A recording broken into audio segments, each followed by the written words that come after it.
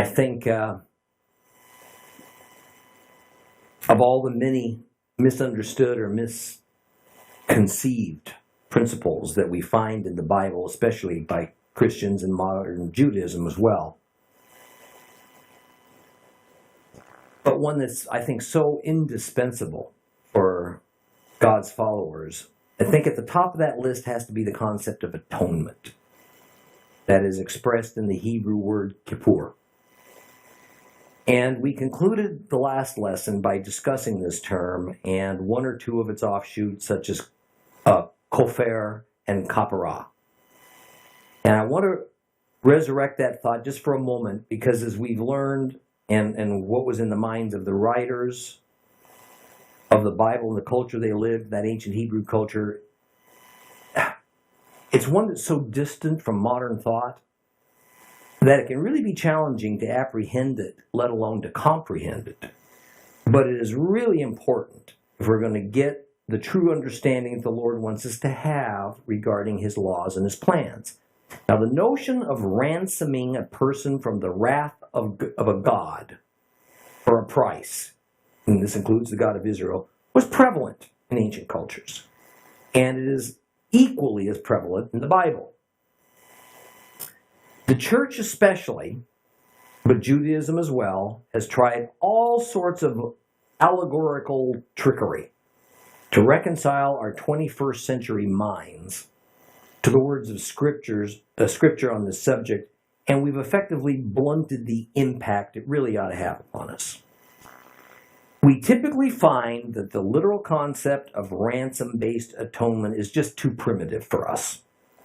So we twist it and we remold it until it is comfortable.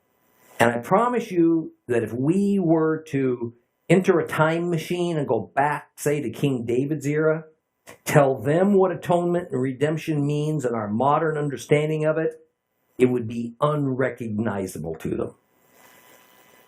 Proverbs is but one of the many books where we get this thought about the fundamental God principle of ransom and its irreplaceable purpose. Proverbs 21:18. The wicked serve as a ransom for the righteous, and likewise the perfidious for the upright.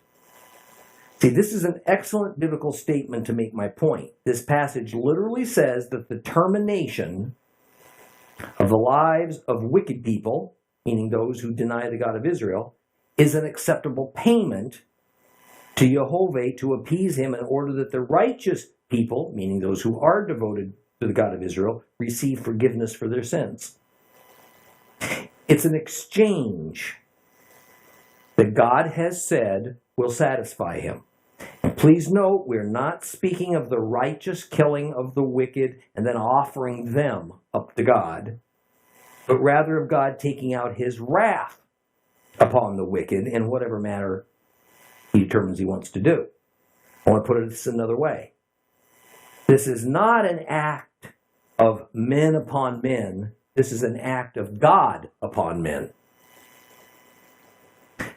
Despite standard teaching to the contrary, there is no principle of God that has ceased to exist, nor has it changed. Thus, the central place of ransom as a way to satisfy the justice that God inherently requires can't be overlooked. There can't be some kind of obsolete protocol that was only for more primitive humans. Leviticus 17:11 says this, "For the life of a creature is in the blood, and I have given it to you on the altar to make atonement for yourselves." Because it's the blood that makes atonement because of the life. It's God's very nature that He cannot accept that what He's created can be killed without the killer being subject to His righteous wrath. Now, I want you to hear me on this. Just as we like to say that God can never tell a lie, oh, Christians love to say that one, neither can He not be angered by the unjust death of one of His creatures. And when I say can't, I mean can't. Just as God is not capable of lying, so he's not capable of not being angered at the spilling of innocent blood. It's not a matter of limitation. It's not a matter of preference. Rather, it's his essence. It's his character. This is what makes him who he is. This is also explains why he does what he does. Thus, the God principle is that one of his creatures must pay for the unjust death of another of his creatures. Always. And this is reflected in a number of ways. For instance, when it comes to sinning, trespassing against God, the guilty party's transgression must be paid for by an innocent party if it's to be forgiven. Otherwise, the guilty party's blood is on his own head, and God's anger is satisfied only when the guilty party's life is taken. Therefore, forgiveness is not granted. So in the sacrificial system, it is an innocent animal that's slaughtered as a ransom paid so that the guilty person's life is spared by God. Why is this necessary in every case without exception? Because God is holy. Because God is perfect.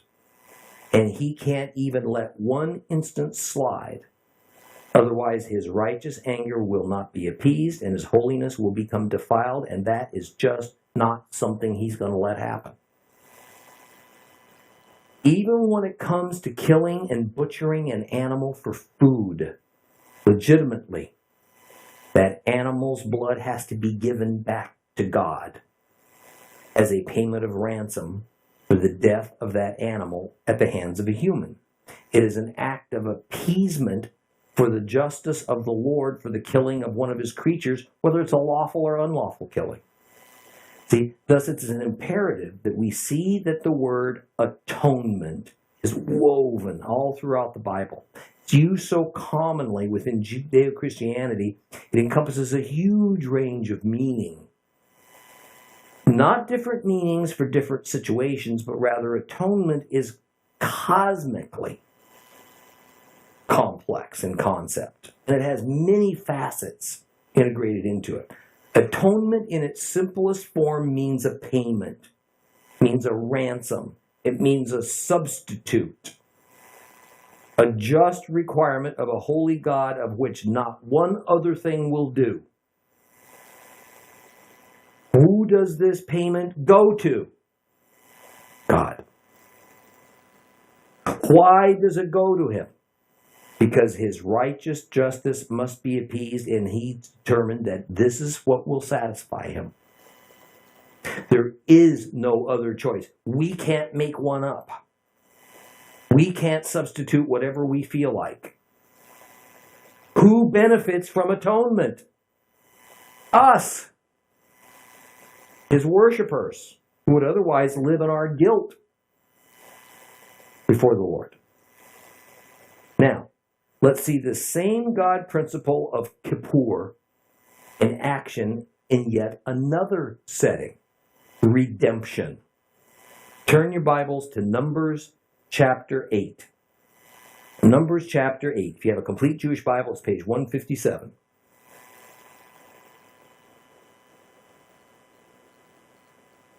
We're going to start reading at verse, I'm just going to read a couple of verses, 16, 17, and 18. I'll start at 15.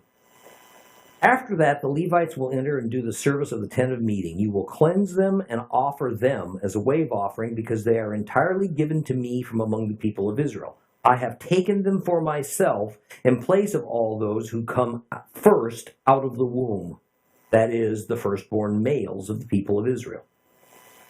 For all the firstborn among the people of Israel are mine, both humans and animals. On the day I struck all the firstborn in the land of Egypt, I set them apart for myself.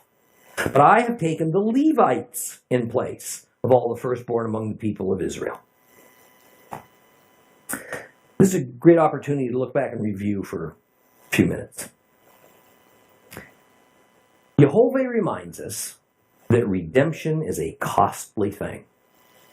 It can only occur with a price, a ransom being paid. And when he determined to redeem Israel out of the hand of Egypt, that redemption price was all firstborns were to become his holy property.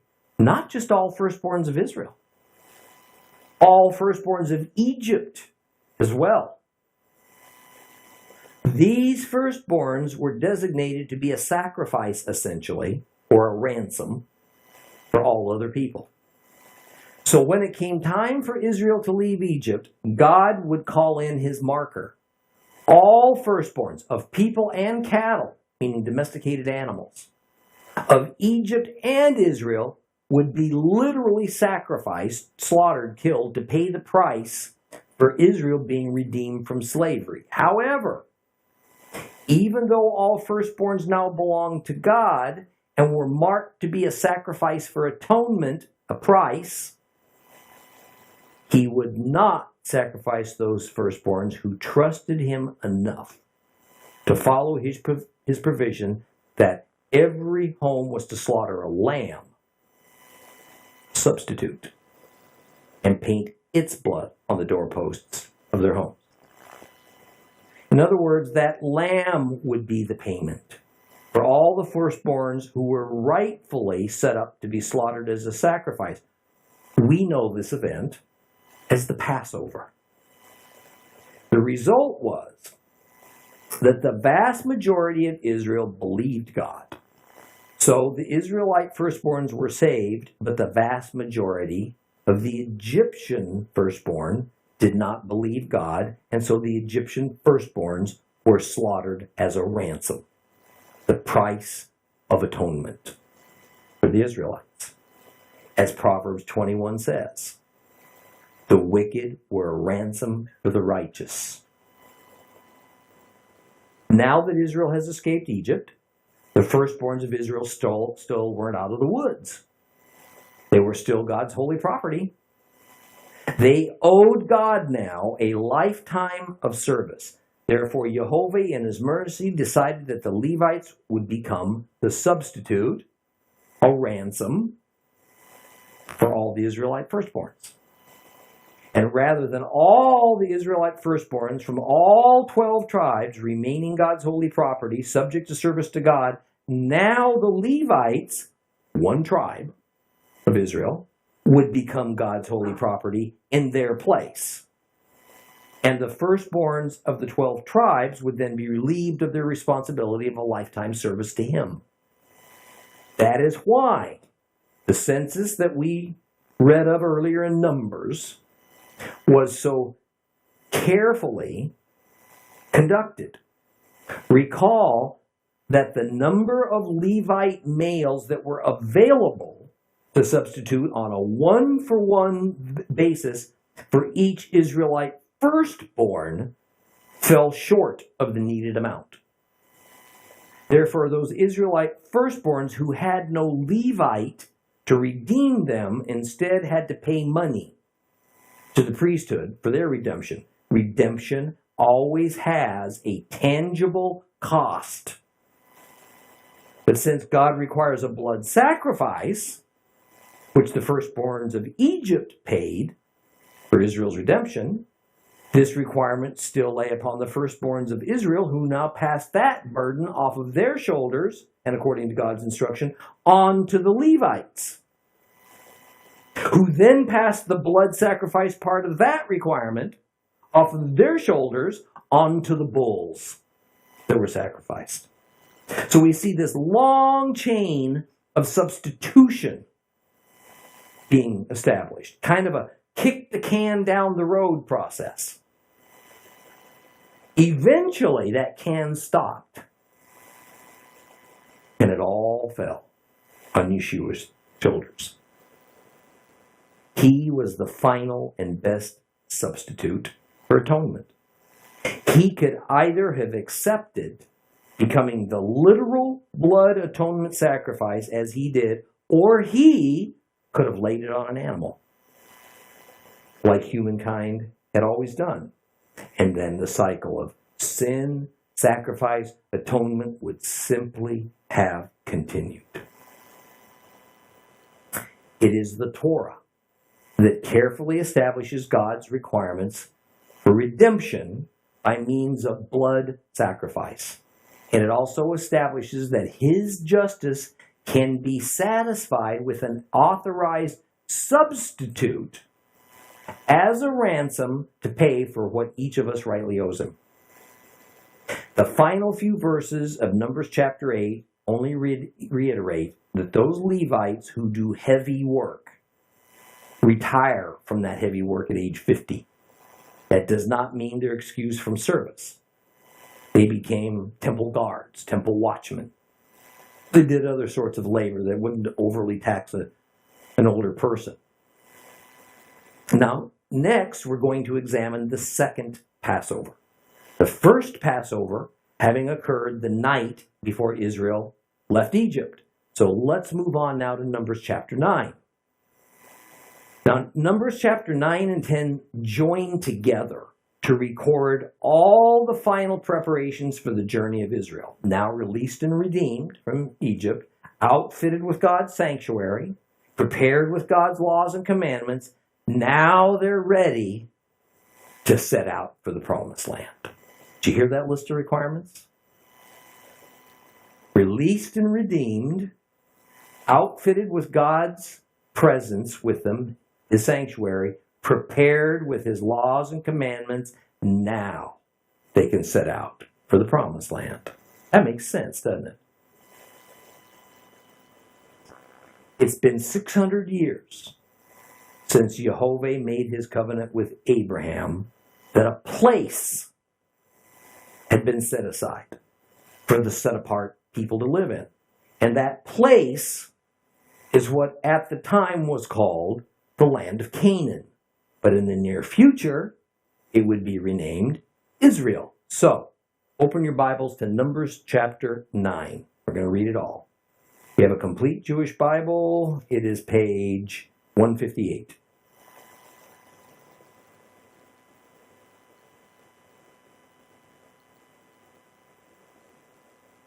Adonai spoke to Moshe in the Sinai desert in the first month of the second year after they had left the land of Egypt. And he said, "Let the people of Israel observe Pesach, Passover, at its designated time. On the 14th day of this month at dusk you are to observe it at its designated time. You are to observe it according to all of its rules and regulations."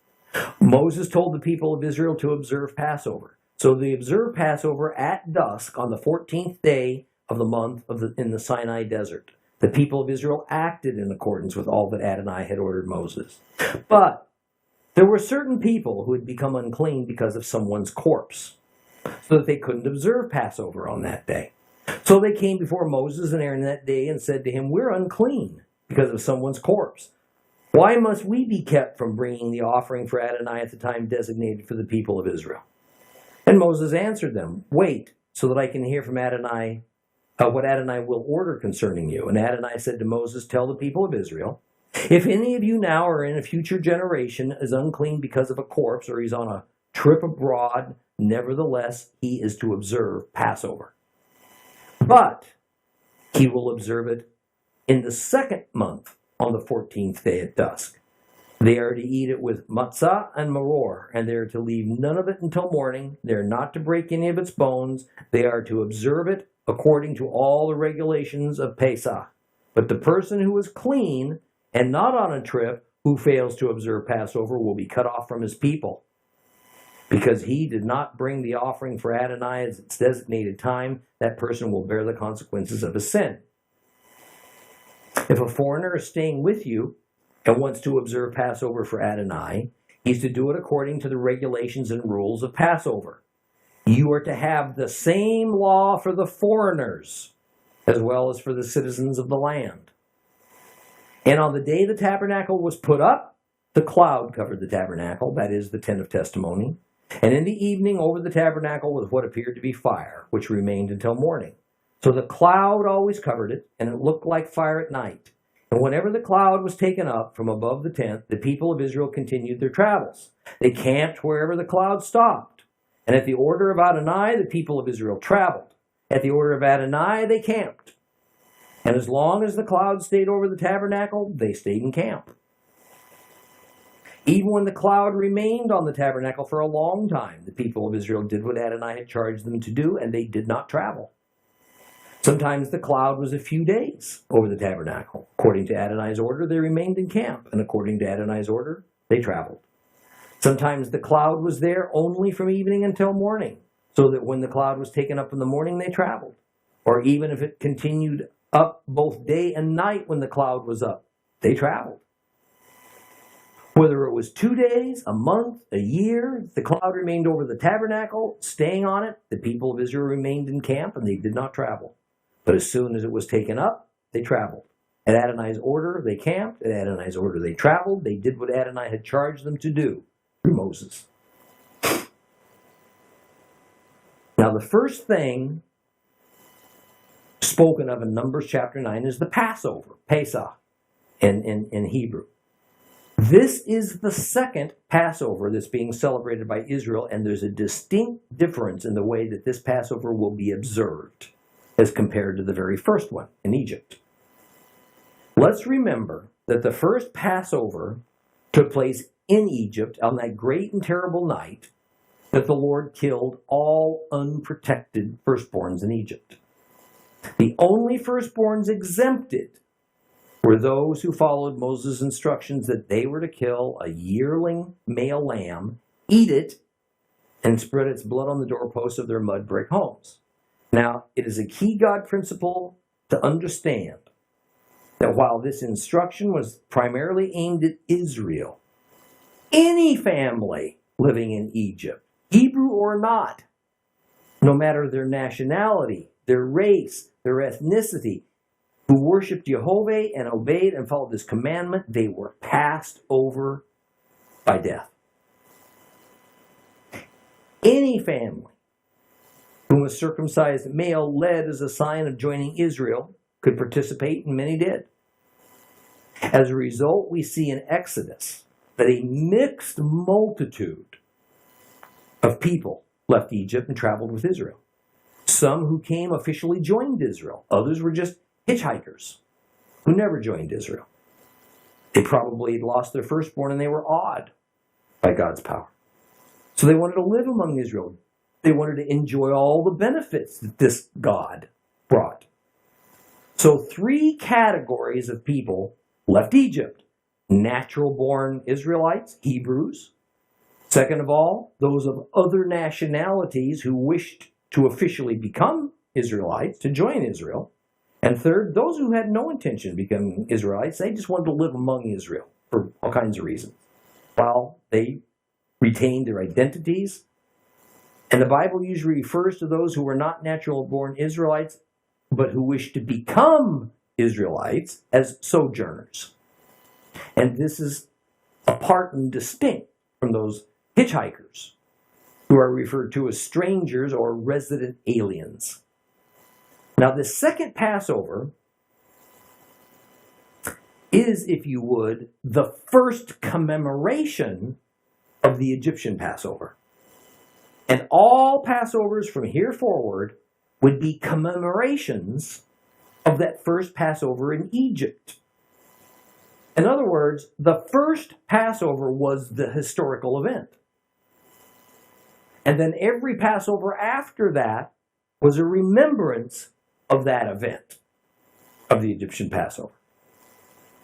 The main difference between the first Passover in Egypt and the second Passover out in the wilderness is that in between the two of them, the Torah, the law, was given to Israel on Mount Sinai. Further, a place for God to dwell among Israel, the tabernacle, had been constructed. And as a result, the character and the nature of the Passover lamb changed somewhat. In the first Passover, each individual family slaughtered their own lamb in their own home, as there was no common place to do so. There was no priesthood to officiate. Further, while that first Passover lamb was sacrificed, it was killed for a divine purpose, it was not a formal sacrifice, as in the new mold of sacrifices that was now ordained in Leviticus. With the giving of the law, all sacrifices that were to be held at the tabernacle had to be supervised by priests. And I have no doubt that it was those firstborns of Israel who were going to be passed over who did the slaughtering of the lamb in that first Passover, but they would not be allowed to in the future. And we discussed kind of recently that until the Levitical priesthood was established at Mount Sinai, which happened a year after the first Passover, it was traditional that the firstborns of each family kind of acted like the family priest. So since the slaughtering of the lamb was divinely ordained, it would have fallen to the firstborn to kill the lamb. Now there's a lot of symbolism here. It was the lives of the firstborns who were threatened by God. So it was the firstborns who killed the lamb and did the smearing of the blood. Sometimes we get a wrong impression about this first Passover. It was not to save, think about this, the physical lives of all the Israelites from death. Women and non-firstborns weren't subject to God's death threat. His wrath was only going to be poured out on the firstborns, because it was the firstborns that he declared belonged to him. And he was willing to sacrifice them, so to speak, in order to save his people. The killing of those firstborns was the ransom. It was the redemption price for Israel, satisfying his justice. So it was each person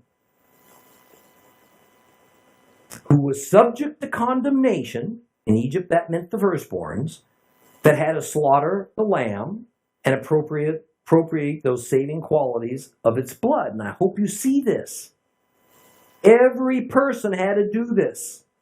Every firstborn. The firstborn who slaughtered the lamb was appropriating its blood for himself.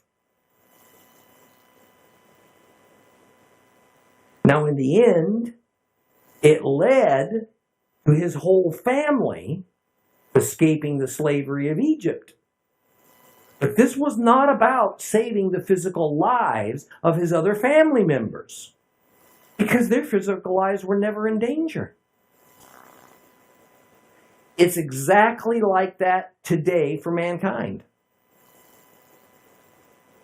Every person subject to condemnation by God, which is everybody, must appropriate the blood of the sacrifice for him or herself.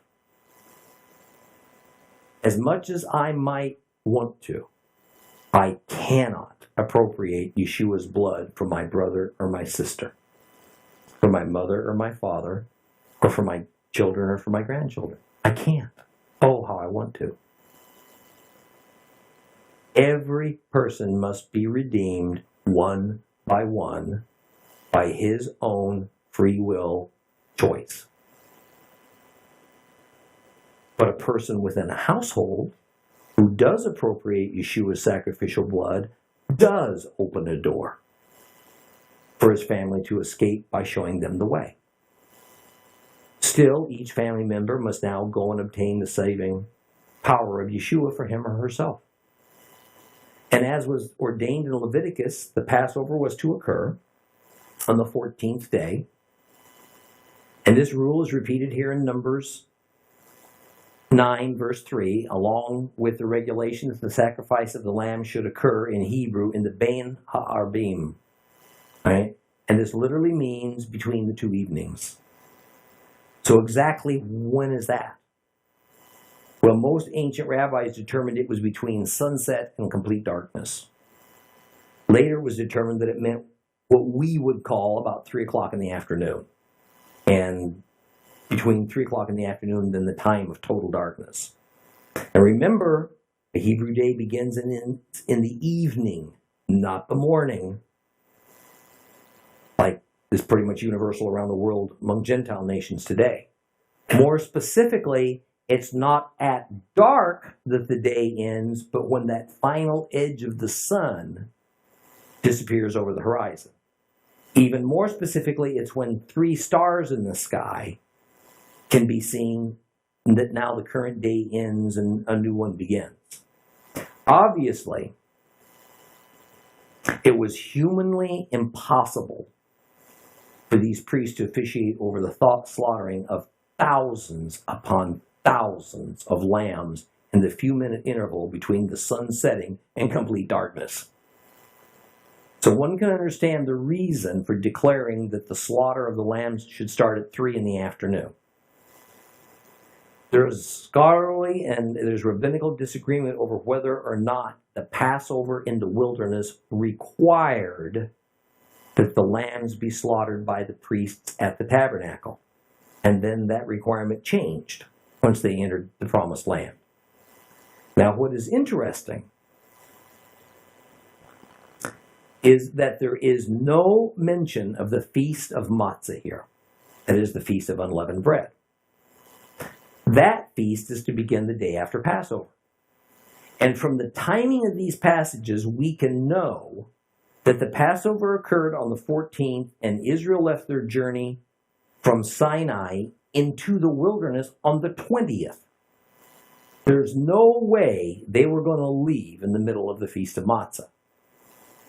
And the reason I point this out is that just as God ordained in Leviticus, Passover and Matzah, although connected, are 2 distinctly different observances.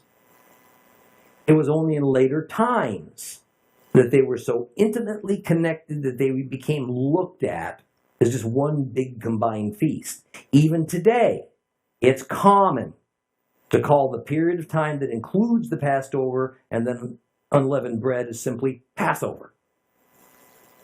Some prefer to call the combined feast matzah. Many Jews today treat Passover as just the first day of matzah. But that's not really correct by the Torah commandments. Now, there's a very important reason the Passover had to be celebrated before they packed up and left. It involved the sacrificing of animals. Matzah did not have a sacrificial element. The only requirement was to clean out one's dwelling of leaven and to eat unleavened bread, matzah, during the 7-day period of the feast. Therefore, while the tabernacle was essential, beginning at Mount Sinai, for proper observance of Passover, the tabernacle was not necessary to observe the 7-day feast of matzah. In fact, one didn't even have to be ritually pure to observe the feast of matzah because there was no sacrificing involved. Verse 6 brings forward a circumstance where some Israelites came to Moses and said this: "We have a problem." And the problem was that some number of Israelites had become ritually defiled because they had come into contact with a dead body. In Hebrew, they were tamei lenefesh. But since the focal point of the second Passover was the sacrifice of a lamb, probably at the tabernacle, and because the law didn't allow anyone who was severely unclean to approach the sanctuary of God with their sacrifice, then what about those people who were currently unclean? Were they still going to be allowed to participate in the Passover? Those who brought the question to Moses were certainly hoping so. So Moses goes into conference with God over this, and God issues his edict. No, they can't. However, on the 14th day of the following month, this is assuming they're no longer in a state of ritual impurity, then they can celebrate Passover. And verse 11 says, "They shall eat the Passover lamb along with bitter herbs and unleavened bread, but they shall leave none of it till morning, no leftovers, no snacks, and that they shall not break a bone of the lamb."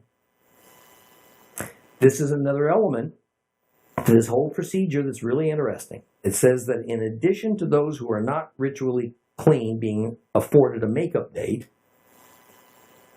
the 14th of the following month, which means it's the second month of the religious calendar year, that those who are on a long journey can also postpone.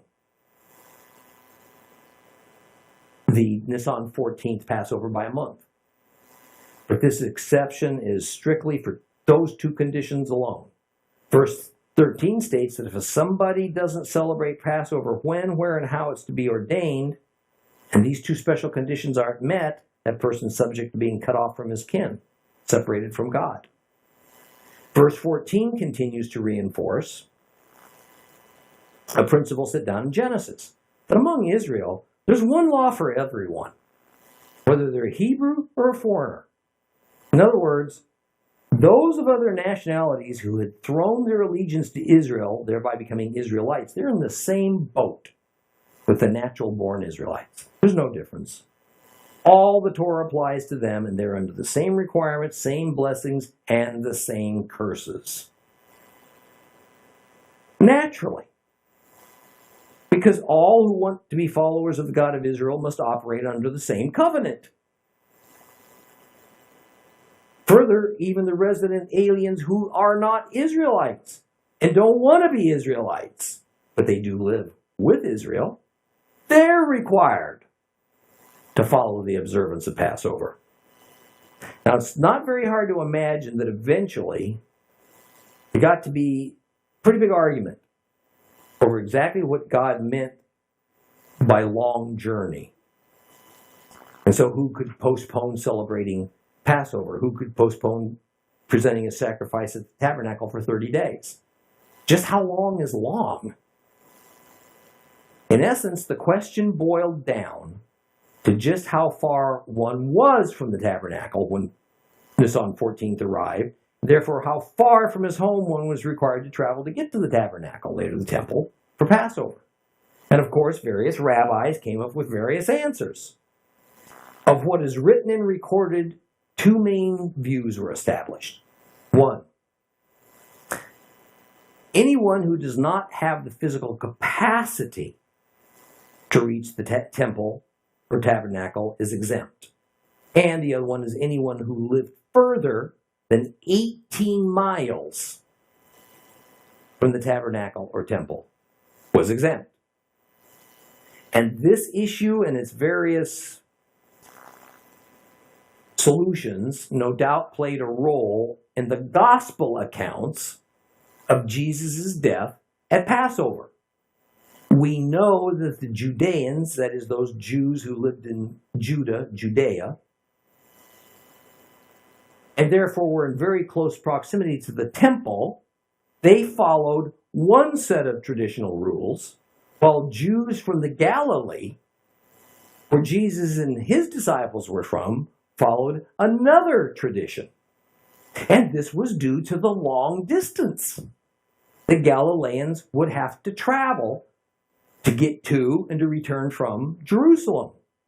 So the Galileans held their Passover meal on Passover Eve, the day before Passover, due to all the logistics involved. They would have started clearing their houses of leaven earlier than their Judean brothers to the south. So some of the problems that we find in the gospel accounts of the Passover, when Yeshua was crucified and stories about the Lord's Supper, can be traced to this issue of a definition of what's a long journey. Just how strictly one had to observe the timing of Passover and what various groups of Jews did to solve this dilemma. Now let me approach a subject that I know some of you don't entirely agree with me on, but I hope you're starting to come around. Get you squared away. Now, I've already touched on the matter of Yeshua and the Passover. The more we learn about the Torah, the more we see the precise parallels between the slaughter of the Paschal Lamb and the crucifixion of Christ, between the Lord's Supper and the Passover Seder meal, from which comes the custom, and it is a custom, of communion. But there's another issue of commonality as well. This issue of clean and unclean people who should not participate as a result of being unclean. Here in Numbers 9, A person who is unclean can't participate in Passover. It has to be put off until a month, and it's assumed they are clean now. We see a real similar kind of warning developed in the New Testament. First, the link between Passover and Yeshua is established. In John 6:50, starting at 6:53, Jesus therefore said to them, "Truly, truly, I say to you, unless you eat the flesh of the Son of Man and drink his blood, you have no life in yourselves. He who eats my flesh and drinks my blood has eternal life. I will raise him up on the last day. For my flesh is true food, my blood is true drink. Who eats my flesh and drinks my blood abides in me, and I in him." So after the invitation is established and the reason for participation is laid down, next we have a warning. In fact, it's a death threat. 1 Corinthians 11:27. So whoever eats the bread or drinks the cup of the Lord in an unworthy manner shall be guilty of the body and blood of the Lord. But let a man examine himself. So let him eat of the bread and drink of the cup. For he who eats and drinks judgment to himself, if he doesn't judge the body rightly. For this reason, many among you are weak and sick, and a number sleep. Now, I've heard any number of guesses and allegorical statements about what drinking and eating in an unworthy manner means. And of course, these various, what I think are fanciful explanations are usually anything but within the context of Israel, Torah, and the Jewish people, which is the only proper context within which to view any part of the Bible. Now, remembering that everything about that Passover meal and the Lord's Supper is a Torah-ordained event. In other words, there's no man-made traditions involved here. There is but one clearly stated condition that makes a person unworthy to participate. And what is it? Being unclean. That's it. That's what an unworthy manner is. Being unclean. It's already defined for us. And of course, the punishment in the Torah for partaking of Passover in an unclean state is you're cut off. Cut off is defined as divine punishment up to and including death.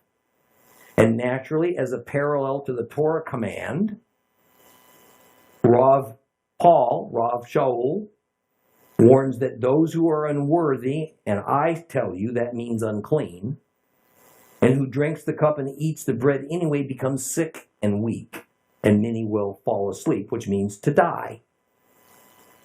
And just as obviously, the context makes it clear that this is divine retribution. You don't get sick because the bread and the wine were toxic.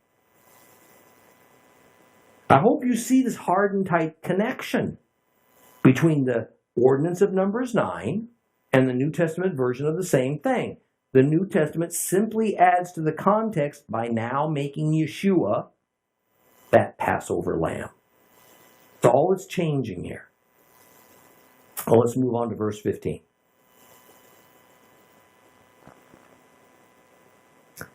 This begins a section of Numbers 9 that explains the operation of the fire cloud, also known to be the glory of the Lord, and what Israel's response to it ought to be. Now, really, this is but a resumption of something that's started earlier in Exodus. Israel had followed the fire cloud all the way from Egypt to Mount Sinai. Since they had been stationary for about 13 months at the base of the mountain, the fire cloud had not been needed to direct their movement, but that was going to change. This sequence of events can be inferred from the circumstances. The fire cloud led them from Egypt to Sinai, then it rose up and rested on top of the mountain where Moses went to receive the Torah, and it rested there for some time. Now that the tabernacle was completed, and it was built after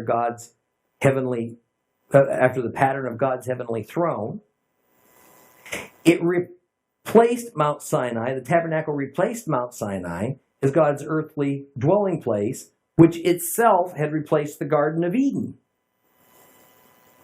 So naturally, the fire cloud that we often read about when Moses ascended up to the top of Mount Sinai, it now moved down and rested upon the completed tabernacle.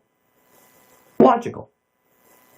And during the day, the sunlight more or less hid the brilliance of the fire cloud, so that only the cloud itself was seen. But when it grew dark, the fire within the cloud lit up the night sky. Boy, wouldn't you have been just loved to have seen that?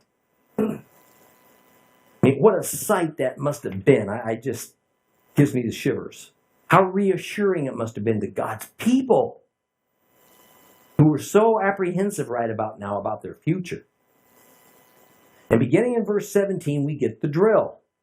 When the cloud lifts, then the Israelites are to strike camp, take down the tabernacle, and move, following the fire cloud. When the cloud stops, they stop. I don't care if it's overnight, a week, a month, a year, it doesn't matter. And by the way, this is not saying that the maximum amount of time they stopped in camp was a year. It just means that whether it's for a long time or a short time, they were to follow the fire cloud. That's all it means. The final verse says that on a sign from the Lord that either made camp or broke camp. Now, don't get confused. This sign it's speaking of is the movement of the fire cloud. There's not some additional sign. What we must not overlook is that God's presence as associated with the fire cloud was very real and tangible for these Israelites out in the wilderness. But it only happened because the people of Israel obeyed God.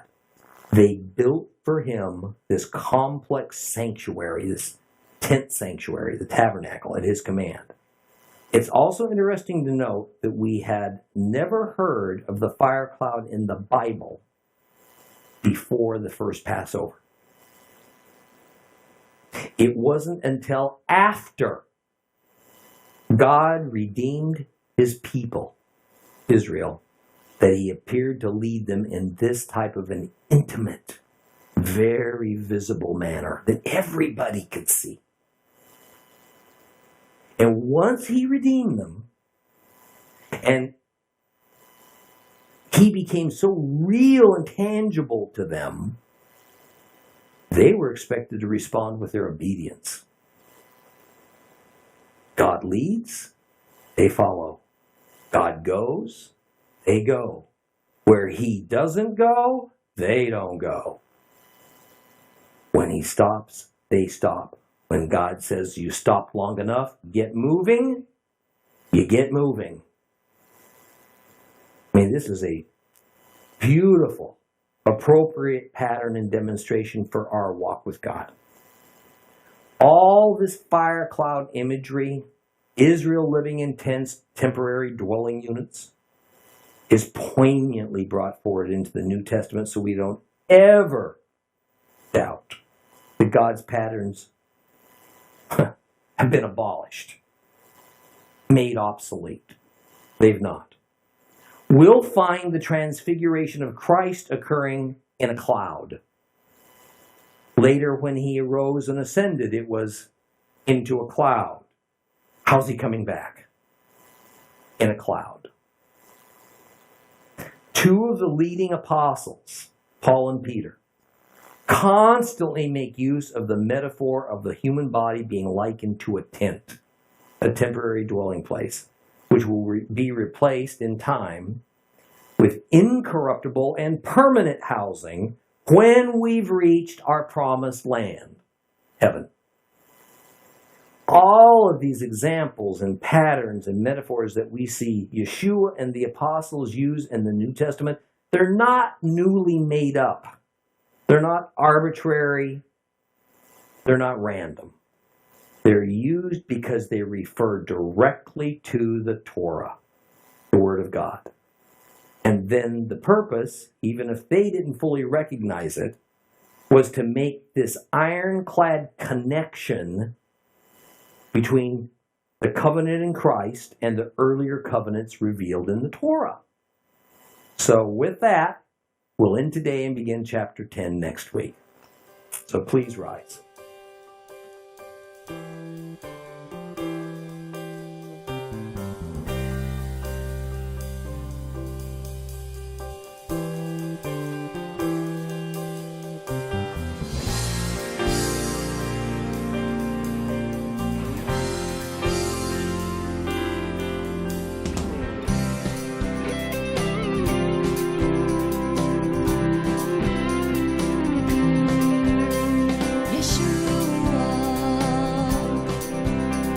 Yeshua.